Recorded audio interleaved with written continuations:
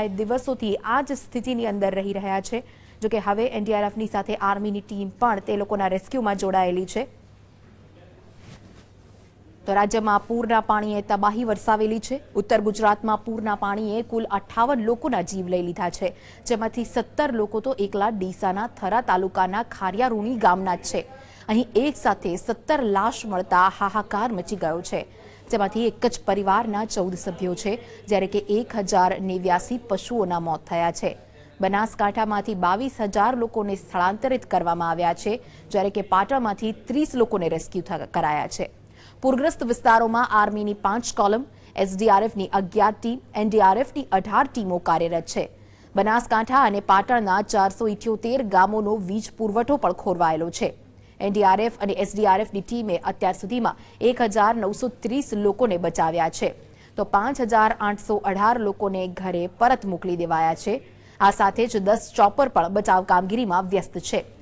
જગાણામાં central storage બનાવાયો છે। રાજ્યના 5 national highway, 153 state highway, panchayat હસ્તકના 674 માર્ગો બંધ છે, તો ત્યાર સુધીમાં 53,000 લોકોને સ્થળાંતરિત કરવામાં આવેલા છે।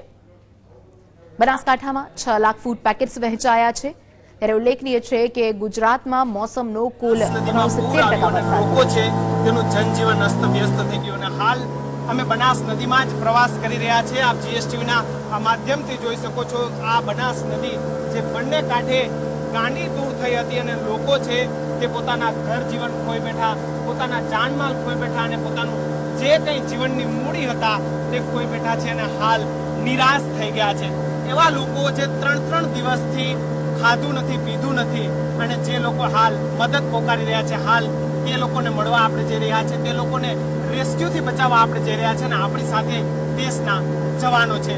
તો થોડીક જ વારમાં તમને એવા લોકોને મળાવશું જે લોકો પોતાનો જીવ તો બચાવી લીધો પણ પોતાનું ઘર-બાર ગુમાવી ચૂક્યા છે। કેમેરા પર્સન ભીખાભાઈ વ્યાસ સાથે કિશન કાટેલિયા, જીએસટીવી, અમદાવાદ।